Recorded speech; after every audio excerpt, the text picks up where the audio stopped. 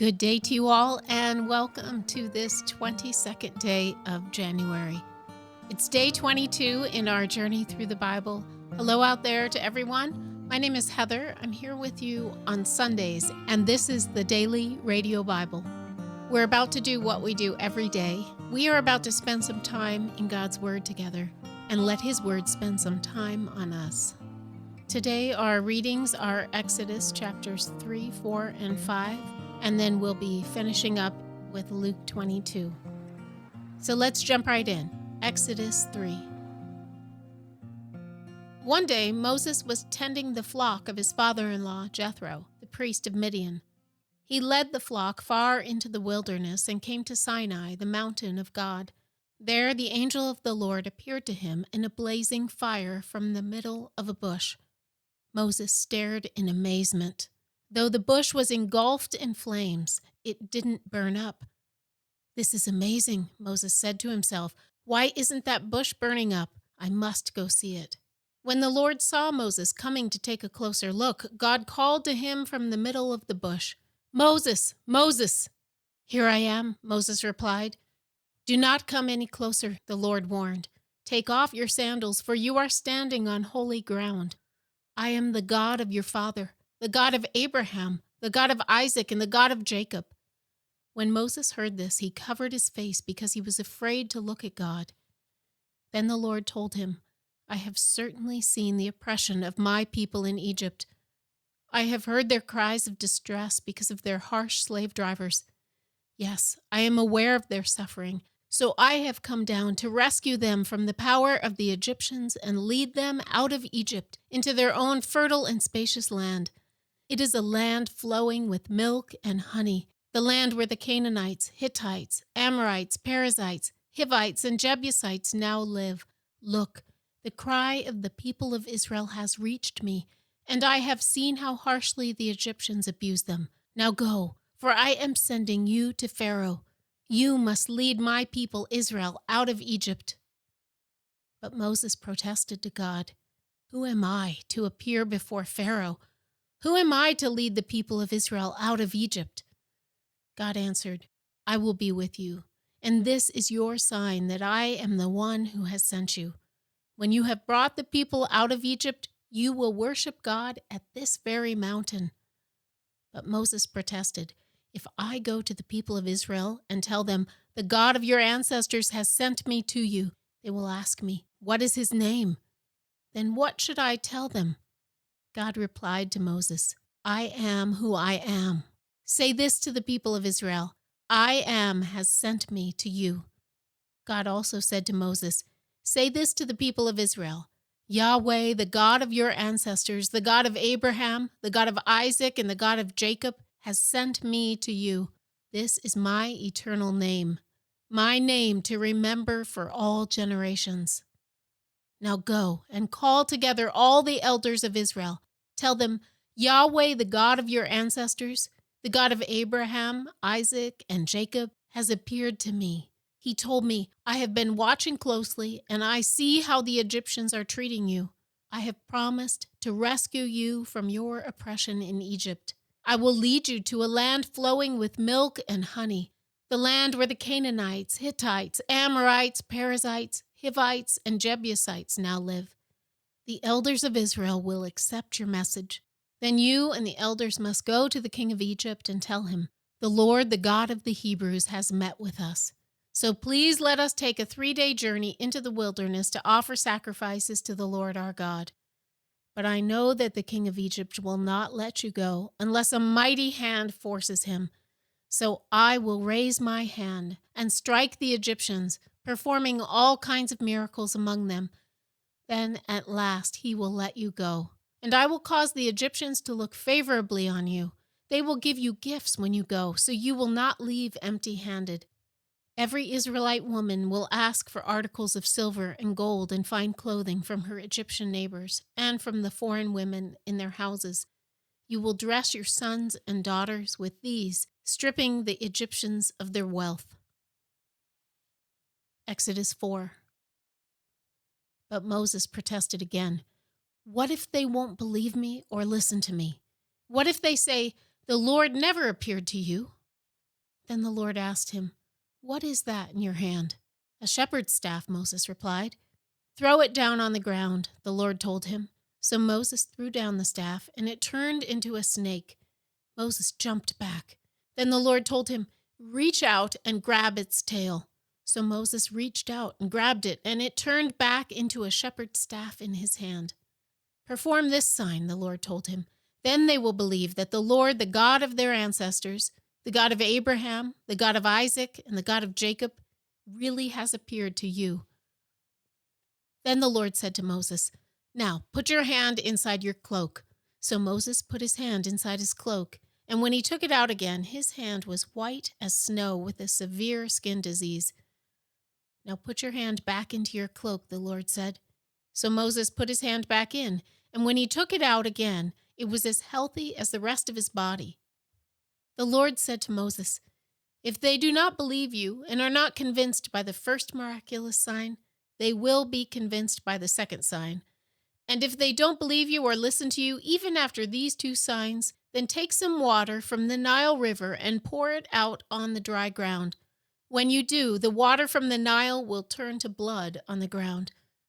But Moses pleaded with the Lord, "Oh Lord, I'm not very good with words. I never have been, and I'm not now, even though you have spoken to me. I get tongue-tied and my words get tangled." Then the Lord asked Moses, "Who makes a person's mouth?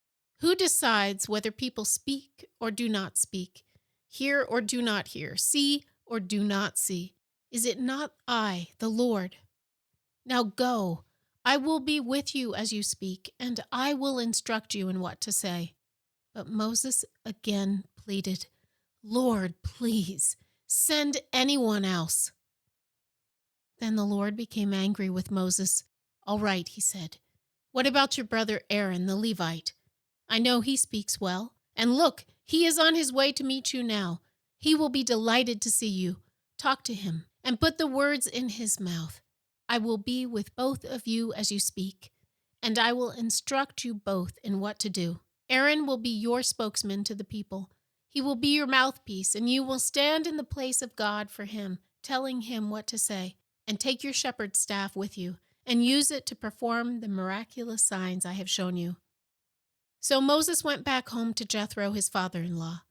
"Please let me return to my relatives in Egypt," Moses said. "I don't even know if they are still alive." "Go in peace," Jethro replied. Before Moses left Midian, the Lord said to him, "Return to Egypt, for all those who wanted to kill you have died." So Moses took his wife and sons, put them on a donkey, and headed back to the land of Egypt. In his hand he carried the staff of God. And the Lord told Moses, "When you arrive back in Egypt, go to Pharaoh and perform all the miracles I have empowered you to do. But I will harden his heart, so he will refuse to let the people go. Then you will tell him, 'This is what the Lord says, Israel is my firstborn son. I commanded you, let my son go so he can worship me. But since you have refused, I will now kill your firstborn son.'" On the way to Egypt, at a place where Moses and his family had stopped for the night, the Lord confronted him and was about to kill him. But Moses' wife Zipporah took a flint knife and circumcised her son. She touched his feet with the foreskin and said, "Now you are a bridegroom of blood to me." When she said a bridegroom of blood, she was referring to the circumcision. After that, the Lord left him alone. Now the Lord had said to Aaron, "Go out into the wilderness to meet Moses." So Aaron went and met Moses at the mountain of God, and he embraced him. Moses then told Aaron everything the Lord had commanded him to say, and he told him about the miraculous signs the Lord had commanded him to perform. Then Moses and Aaron returned to Egypt and called all the elders of Israel together. Aaron told them everything the Lord had told Moses, and Moses performed the miraculous signs as they watched. Then the people of Israel were convinced that the Lord had sent Moses and Aaron. When they heard that the Lord was concerned about them and had seen their misery, they bowed down and worshipped. Exodus 5. After this presentation to Israel's leaders, Moses and Aaron went and spoke to Pharaoh. They told him, "This is what the Lord, the God of Israel, says.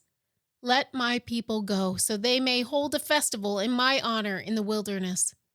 "Is that so?" retorted Pharaoh. "And who is the Lord? Why should I listen to him and let Israel go? I don't know the Lord, and I will not let Israel go." But Aaron and Moses persisted. "The God of the Hebrews has met with us," they declared. "So let us take a 3-day journey into the wilderness so we can offer sacrifices to the Lord our God. If we don't, he will kill us with a plague or with the sword." Pharaoh replied, "Moses and Aaron, why are you distracting the people from their tasks? Get back to work. Look, there are many of your people in the land, and you are stopping them from their work." That same day, Pharaoh sent this order to the Egyptian slave drivers and the Israelite foremen: "Do not supply any more straw for making bricks. Make the people get it themselves, but still require them to make the same number of bricks as before. Don't reduce the quota. They are lazy. That's why they are crying out, 'Let us go and offer sacrifices to our God.' Load them down with more work. Make them sweat. That will teach them to listen to lies." So the slave drivers and foremen went out and told the people, "This is what Pharaoh says: I will not provide any more straw for you. Go and get it yourselves. Find it wherever you can, but you must produce just as many bricks as before." So the people scattered throughout the land of Egypt in search of stubble to use as straw. Meanwhile, the Egyptian slave drivers continued to push hard. "Meet your daily quota of bricks just as you did when we provided you with straw," they demanded. Then they whipped the Israelite foremen they had put in charge of the work crews. "Why haven't you met your quotas either yesterday or today?" they demanded. So the Israelite foremen went to Pharaoh and pleaded with him. "Please don't treat your servants like this," they begged. "We are given no straw, but the slave drivers still demand, 'Make bricks.' We are being beaten, but it isn't our fault. Your own people are to blame." But Pharaoh shouted, "You are just lazy. Lazy! That's why you are saying, 'Let us go and offer sacrifices to the Lord.' Now get back to work. No straw will be given to you, but you must still produce the full quota of bricks." The Israelite foremen could see that they were in serious trouble when they were told, "You must not reduce the number of bricks you make each day." As they left Pharaoh's court, they confronted Moses and Aaron, who were waiting outside for them. The foreman said to them, "May the Lord judge and punish you for making us stink before Pharaoh and his officials. You have put a sword into their hands, an excuse to kill us." Then Moses went back to the Lord and protested, "Why have you brought all this trouble on your own people, Lord? Why did you send me? Ever since I came to Pharaoh as your spokesman, he has been even more brutal to your people, and you have done nothing to rescue them." Luke 22. The festival of unleavened bread, which is also called Passover, was approaching. The leading priests and teachers of religious law were plotting how to kill Jesus, but they were afraid of the people's reaction. Then Satan entered Judas Iscariot, who was one of the 12 disciples, and he went to the leading priests and captains of the temple guard to discuss the best way to betray Jesus to them. They were delighted, and they promised to give him money. So he agreed and began looking for an opportunity to betray Jesus so they could arrest him when the crowds weren't around. Now the festival of unleavened bread arrived, when the Passover lamb is sacrificed. Jesus sent Peter and John ahead and said, "Go and prepare the Passover meal so we can eat it together." "Where do you want us to prepare it?" they asked him. He replied, "As soon as you enter Jerusalem, a man carrying a pitcher of water will meet you. Follow him. At the house he enters, say to the owner, 'The teacher asks, where is the guest room where I can eat the Passover meal with my disciples?' He will take you upstairs to a large room that is already set up. That is where you should prepare our meal." They went off to the city and found everything just as Jesus had said, and they prepared the Passover meal there. When the time came, Jesus and the apostles sat down together at the table. Jesus said, "I have been very eager to eat this Passover meal with you before my suffering begins. For I tell you now that I won't eat this meal again until its meaning is fulfilled in the kingdom of God." Then he took a cup of wine and gave thanks to God for it.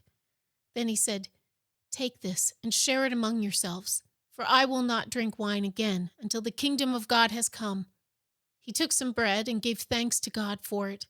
Then he broke it in pieces and gave it to the disciples, saying, "This is my body, which is given for you.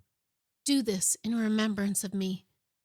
After supper, he took another cup of wine and said, "This cup is the new covenant between God and his people, an agreement confirmed with my blood, which is poured out as a sacrifice for you.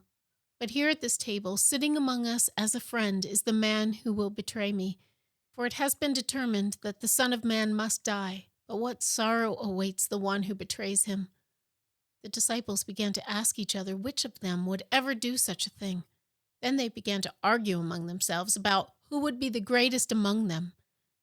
Jesus told them, "In this world the kings and great men lord it over their people, yet they are called friends of the people. But among you it will be different. Those who are the greatest among you should take the lowest rank, and the leader should be like a servant. Who is more important, the one who sits at the table or the one who serves? The one who sits at the table, of course, but not here, for I am among you as one who serves. You have stayed with me in my time of trial, and just as my Father has granted me a kingdom, I now grant you the right to eat and drink at my table in my kingdom, and you will sit on thrones, judging the 12 tribes of Israel. Simon, Simon, Satan has asked to sift each of you like wheat, but I have pleaded in prayer for you, Simon, that your faith should not fail. So when you have repented and turned to me again, strengthen your brothers." Peter said, "Lord, I am ready to go to prison with you and even to die with you." But Jesus said, "Peter, let me tell you something. Before the rooster crows tomorrow morning, you will deny 3 times that you even know me." Then Jesus asked them, "When I sent you out to preach the good news and you did not have money, a traveler's bag, or an extra pair of sandals, did you need anything?" "No," they replied. "But now," he said, "take your money and a traveler's bag. And if you don't have a sword, sell your cloak and buy one. For the time has come for this prophecy about me to be fulfilled. He was counted among the rebels. Yes, everything written about me by the prophets will come true." "Look, Lord," they replied, "we have 2 swords among us." "That's enough," he said.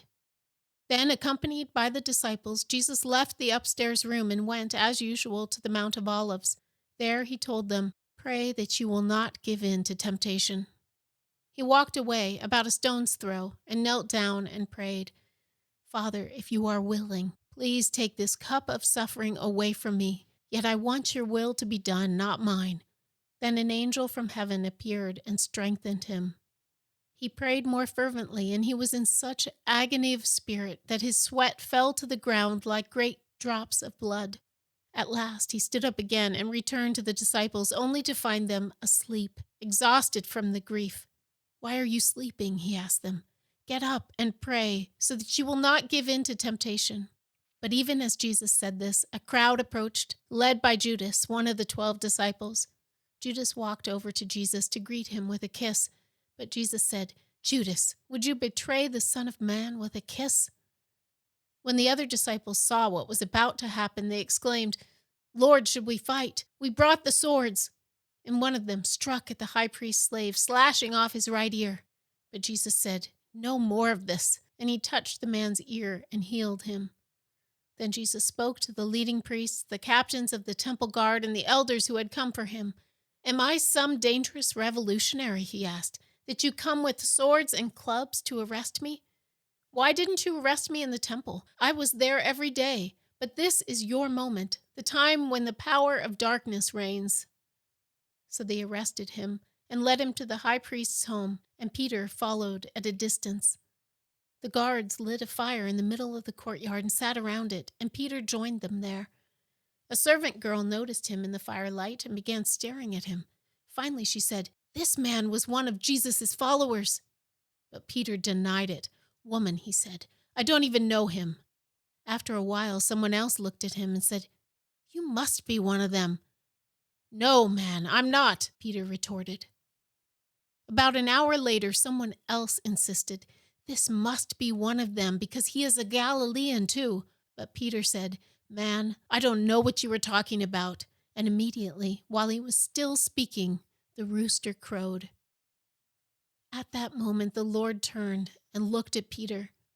Suddenly, the Lord's words flashed through Peter's mind. Before the rooster crows tomorrow morning, you will deny 3 times that you even know me. And Peter left the courtyard, weeping bitterly. The guards in charge of Jesus began mocking and beating him. They blindfolded him and said, "Prophesy to us! Who hit you that time?" And they hurled all sorts of terrible insults at him. At daybreak, all the elders of the people assembled, including the leading priests and the teachers of religious law. Jesus was led before this high council, and they said, "Tell us, are you the Messiah?" But he replied, "If I tell you, you won't believe me. And if I ask you a question, you won't answer. But from now on, the Son of Man will be seated in the place of power at God's right hand." They all shouted, "So are you claiming to be the Son of God?" And he replied, "You say that I am." "Why do we need any other witnesses?" they said. "We ourselves heard him say it."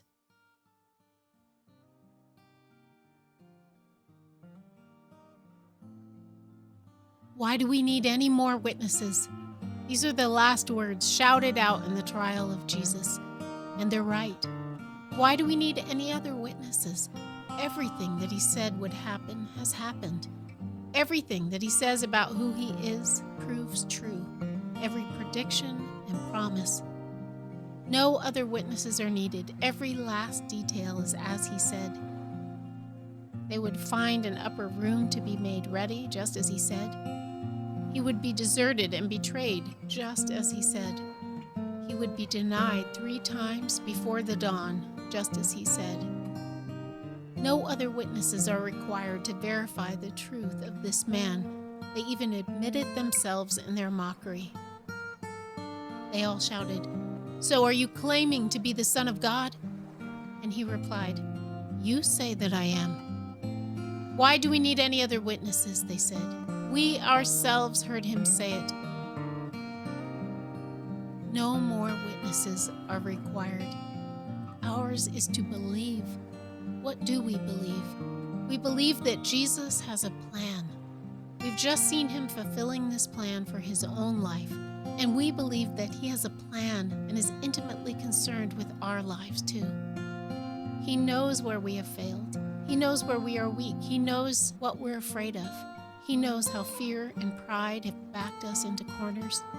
Yet there in those corners are the people he has come to seek. He has a plan for those who find themselves in a corner. These are just the people he has come to rescue and forgive and die for. Ours is to receive the man and his plan. Ours is to be awakened by and receive the love that he has for us day by day.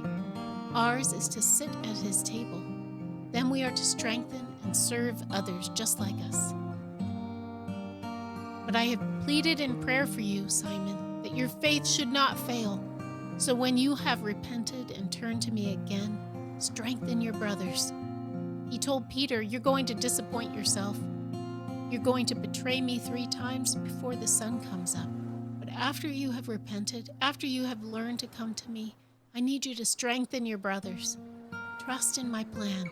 Then strengthen and serve others who are desperate to know that there's a place for them at the table, the way I have served and strengthened you." We don't need any more witnesses. He's proven to be true at every turn. He has shown that his plan has been fulfilled.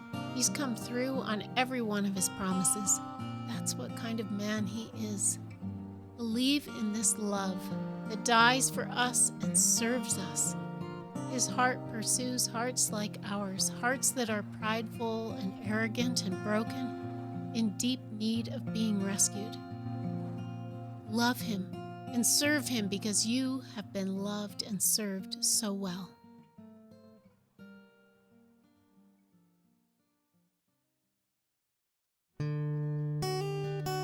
DailyRadioBible.com. That's our home base out here on the interwebs, where you are always welcome to stop on by. Thanks for spending another Sunday here with us at the Daily Radio Bible. We're grateful for all of you that come and share this time together with us. We have a daily Radio Bible newsletter coming out soon. If you would like to be on that email list, you can go to dailyradiobible.com and sign up for it there. You can also follow along with us on Instagram and Facebook. And we appreciate all of you that like, share, and subscribe to this podcast. As always, Hunter will be back with you again tomorrow morning. Until that time, though, let's go forward. Let the joy of the Lord be your strength. And remember this, you are loved.